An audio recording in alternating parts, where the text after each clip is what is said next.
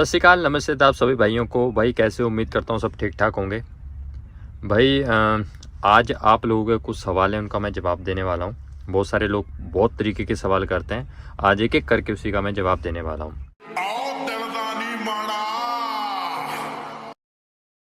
तो सबसे most important जो पूछते हैं कि गुरजीत भाई मेरे पास इंडिया का हैवी लाइसेंस तो है, लेकिन 3 साल 4 साल पुराना है या 2 साल पुराना है, क्या मैं यूरोप आ सकता हूँ? हाँ भाई, आप यूरोप आ सकते हो। सभी कंट्रीज़ तो नहीं, लेकिन कुछ ऐसी कंट्रीज़ हैं यूरोप की जहाँ पर वैकेंसी निकलती है और आप वहाँ पर एज अ ट्रक ड्राइवर आ सकते हो। बहुत सारी ऐसी कंट्री हैं जो इंडिया का पुराना लाइसेंस मांगती हैं, यानी 2009 से पहले का अगर आपका लाइसेंस है तो आपका सभी काम आसानी से हो जाता है इंडिया का। और कई जगह पर लाइसेंस के ऊपर ट्रेलर मांगते हैं, और कई कंट्रीज़ में क्या है, ट्रेलर अगर नहीं भी मेंशन है, ट्रांस लिखा है तो भी चल जाता है। ठीक है ना। तो अलग अलग देश की अलग अलग कैटेगरी होती है। और बहुत सारे लोग सोचते हैं लिथुआनिया, पोलैंड या एक दो ऐसी कंट्री है कि बस यहीं पे ही काम अच्छा है। भाइयों, आप किसी भी कंट्री में आओगे, बस वो यूरोपियन और सेनिगन होनी चाहिए। काम सबका सेम है, सैलरी सेम है, वैल्यू सबकी सेम है। आप एक बार यूरोप निकलें, यूरोप निकलने के बाद आप अपना काम करें। आप ये देखिए कि आपकी प्रोफाइल किस देश के अकॉर्डिंग जो है सेट बैठती है। ज़रूरी नहीं है कि अगर कोई आपका जानकार कोई लिथुआनिया गया तो आपने लिथुआनिया ही जाना है, लातविया ही जाना है। आपको किसी भी यूरोपियन कंट्री का वीज़ा मिल रहा है, आप वहाँ आ सकते हो। वैल्यू सबकी सेम है। काम हमको 5-7 कंट्री में ही ज़्यादा काम है, काम हमको उधर ही करना है। सबको सब इंटरनेशनल ट्रक ड्राइवर उधर ही चलते हैं। ठीक है ना। जैसे फ्रांस, जर्मनी और आपका बेल्जियम, नीदरलैंड, इटली, स्पेन, इस तरफ ज़्यादा काम होता है। तो आपकी कंपनी के ऊपर डिपेंड करता है। कई ऐसे ड्राइवर हैं जो ग्रुप के माध्यम से हैं, जो जर्मनी से नीदरलैंड या बेल्जियम चलते हैं रेगुलर। कई लोग हैं जो फ्रांस और जर्मनी में ही चलते हैं। और मैं अपनी बात करूं, मैं इन सब कंट्री में जाता हूं, 5-7 जितनी भी कंट्री बताई है। तो मैं लातविया की कंपनी में आया हूं, लेकिन लातविया में काम नहीं है, काम सब इधर ही है। तो आप किसी भी यूरोपियन कंट्री में आओ भाई, तो काम आपको यही करना है, सैलरी सबकी सेम है। ठीक है ना। तो ऐसा कुछ घबराने की बात नहीं है। लातविया हूँ, लिथुआनिया हूँ, कहूँ, आपकी प्रोफाइल जहाँ मैच करे आप वहाँ आ जाओ। ठीक है ना। जिसके पास इंडिया का हैवी लाइसेंस है 2 साल 3 साल पुराना, वो भी आ सकता है। ठीक है ना। बशर्ते है कि कुछ कंट्रीज़ हैं उनको लेती है। चलो जी, एक तो लाइसेंस वाला ये मसला हल हो गया। एक लोग बोलते हैं कि गुरजीत भाई मेरे पास छोटी गाड़ी का लाइसेंस है, मैं ट्रक चला लेता हूँ, ट्रेलर तो नहीं आता, क्या मैं आ सकता हूँ? नहीं भाई, आप नहीं आ सकते। आपके पास कम से कम 2 साल पुराना लाइसेंस हो, क्योंकि 2 साल पुराना लाइसेंस होगा तभी तो आप 2 साल का एक्सपीरियंस दिखा पाओगे। और इंडिया में एक्सपीरियंस जो है हमें जेन्युइन चाहिए, या फिर अगर आप कहीं से बनवाते हो तो वो वेरीफाई कर दें। कल को कोई पूछने वहाँ पे जाए तो कह दे कि भैया हाँ, ये बंदा यहाँ काम करके जा चुका है, क्योंकि वेरिफिकेशन कई बार हो जाती है। उसके बाद बहुत सारे लोग पूछते हैं गुरजीत भाई एजेंट के थ्रू आएँ या खुद अप्लाई करें। भाई अगर आपको फुल नॉलेज है, अगर आप या तो आप पहले नॉलेज लो उसके बाद अप्लाई करो। अगर आपका कोई दोस्त यार गया है वहाँ से वो आपको वीज़ा भेज रहा है तो भी ठीक है, कोई दिक्कत की बात नहीं। अगर आपको नॉलेज नहीं है या आप रिस्क नहीं लेना चाहते तो आप एजेंट के थ्रू भी आ सकते हो, खुद भी अप्लाई कर सकते हो, एजेंट के थ्रू भी आ सकते हो। ठीक है। उसके बाद बहुत सारे लोग ये भी पूछते हैं टीआरसी। ये मैं अपनी तरफ से आपको बताना चाहता हूँ। मान लीजिए कोई व्यक्ति किसी कंपनी में आया, उस कंपनी ने उसकी टीआरसी बनवा दी। टीआरसी 1 साल के लिए वैलिड है या 2 साल के लिए वैलिड है। टीआरसी हमारे टैक्स पे डिपेंड करती है। हमारी कंपनी हर महीने हमारी सैलरी देती है और हमारा टैक्स भी हमारी कंपनी देती है, जिससे हमारी टीआरसी वैलिड रहती है। अगर मान लीजिए कोई व्यक्ति ये सोचे कि यार मेरी टीआरसी वैलिड है, मैं दूसरी कंपनी में जाके काम करता हूँ, रूल के हिसाब से अगर वो दूसरी कंपनी में जाएगा तो उसकी टीआरसी वहाँ पे दोबारा से बनेगी।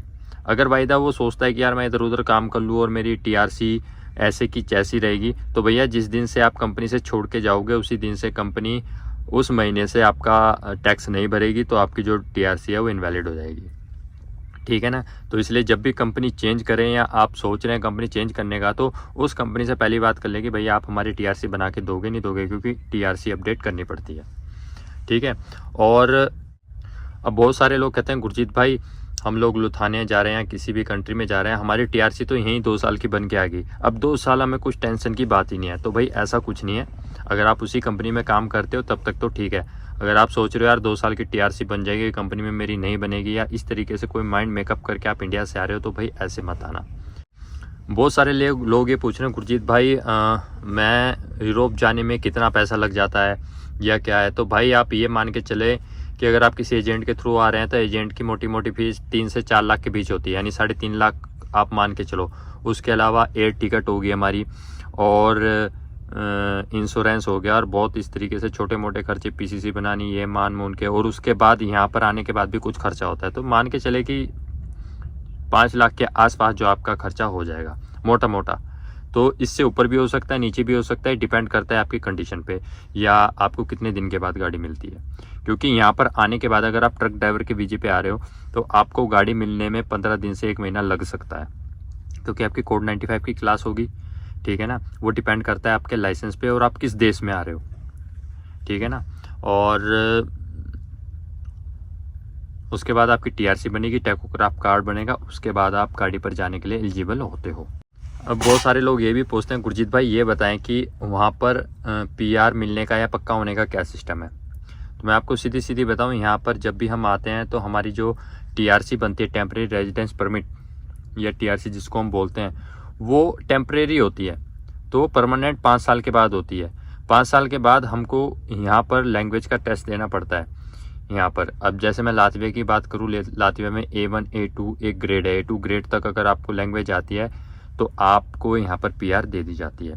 फिर उसके बाद होता है पासपोर्ट, यहाँ के पासपोर्ट लेने का प्रोसेस, वो उसके बाद का प्रोसेस है। अभी सिर्फ हम पीआर की बात करेंगे। तो किसी कंट्री में 5 साल है, किसी में 6 साल है। आप 5-6 साल अगर वहाँ पर रेगुलर काम करते हो, रेगुलर का मतलब ये है आप छुट्टी घर जा सकते हो क्योंकि आप वर्क परमिट पे आए हो, तो आप काम करते हो, कंपनी आपका टैक्स देती है, 5 साल तक आपका टैक्स गया। उसके बाद आप लैंग्वेज का टेस्ट देने के बाद उसमें A2 लेवल क्लियर करने के बाद पीआर ले सकते हो।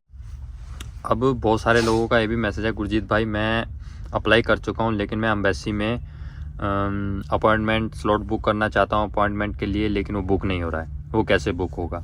तो भाई उसका कोई शायद टाइम रहता है, तो आपको रेगुलर ट्राई करते रहनी होगी, क्योंकि इसके बारे में मैं आपको ज़्यादा नहीं बता सकता क्योंकि मैं खुद एजेंट के थ्रू आया हूँ।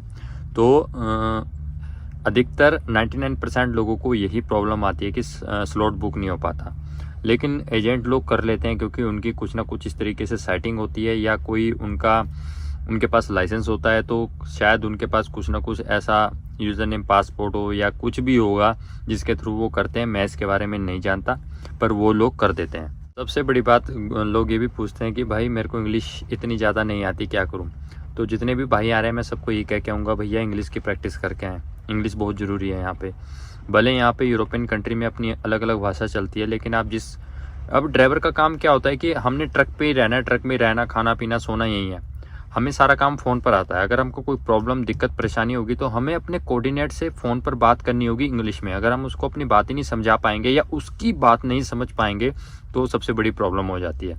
तो इसलिए हमको इंग्लिश आना ज़रूरी है भाई, कम से कम अपनी बात समझा सको और अगले की बात समझ सको, इतनी इंग्लिश आनी बहुत ज़रूरी है। और मैं एक बात और कहना चाहूँगा कि हमारे भाई जो हैं यूरोप आने के लिए बहुत ज़्यादा परेशान रहते हैं, यार कैसे अप्लाई करें, क्या करें, जबकि बहुत ज़्यादा मुश्किल नहीं है, बहुत आसानी से वीज़ा लग जाता है। वीज़ा लगने के बाद जो यहाँ पे सेटलमेंट होती है, यहाँ पे अपने आप को काम सीखना होता है, वो मेन बात है।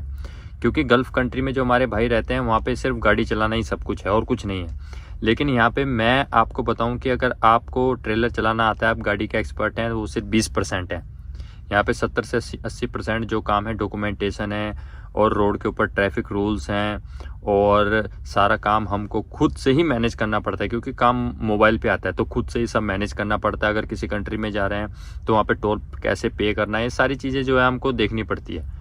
अभी मैं आपको बताऊंगा तो आप होच पोच हो जाओगे, लेकिन जब आप यहाँ पे आओगे, गाड़ी चलाना शुरू करोगे, तब आपको पता चलेगा कि किस कंट्री में किस तरीके से टोल पेमेंट देनी है, ब्रिज किस तरीके से टनल पार करनी है। बहुत सारी चीज़ें होती हैं जो आपको धीरे धीरे पता लग जाएंगी, लेकिन आदमी धीरे धीरे सब सीख जाता है।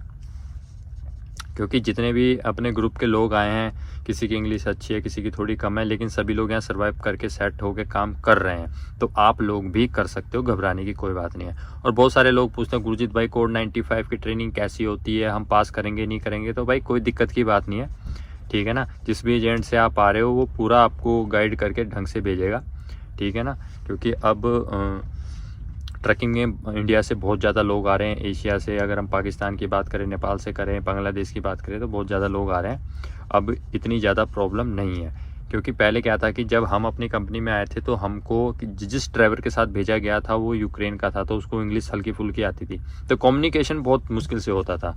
और उनका हिसाब किताब खाने का अलग है, हमारा हिसाब किताब खाने का अलग है। लेकिन अब अधिकतर जब भी आप नए लोग आएंगे उनको कंपनी में इंडियंस जो है मेंटर मिलेगा, तो आप इंडियंस के साथ जाओगे तो उसका बहुत ज़्यादा बेनिफिट होता है। अब हमारे साथ जो लोग स्टूडेंट आ रहे हैं उनको हमारा बहुत ज़्यादा बेनिफिट हो रहा है सब चीज़ें समझने में।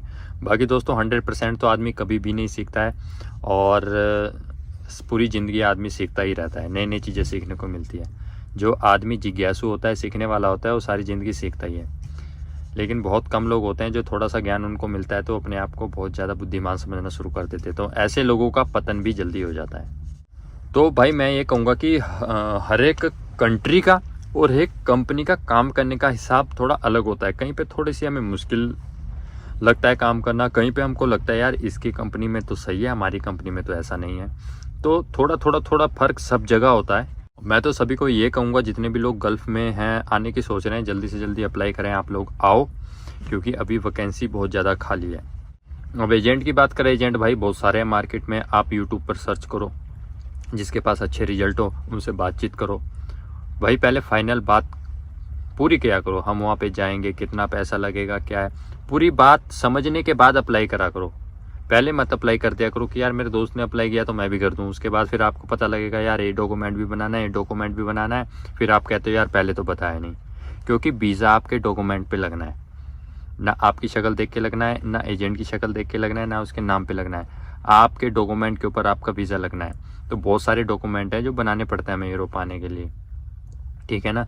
एक्सपीरियंस लेटर बनाना पड़ता है, PCC लाइसेंस एब्स्ट्रैक्ट, या उसका इंटरनेशनल ड्राइविंग परमिट वो बनाना पड़ता है। तो बहुत सारी चीज़ें होती हैं, मेडिकल भी करवाना पड़ता है। तो ये सब चीज़ें हमको ही करनी पड़ती हैं। तो इसके बारे में पूरी जांच पड़ताल करने के बाद ही आप पूरी इन्फॉर्मेशन लेने के, भले 1 महीना लगाओ, एजेंट को फ़ोन कर करके पूछो पूरी इन्फॉर्मेशन। एक बार समझ में नहीं आया, 2-4 दिन बाद फिर फ़ोन कर दो, फिर विजिट कर लो। तो इस तरीके से पूरी इन्फॉर्मेशन लेकर आओ, क्योंकि यहाँ पर आके आपने सर्वाइव करना है। तो गाइस ये 5-7 कुछ मेन सवाल थे जो लोग बहुत टाइम से पूछ रहे थे, तो मेरे को लगा यार इसके ऊपर वीडियो बना देनी चाहिए।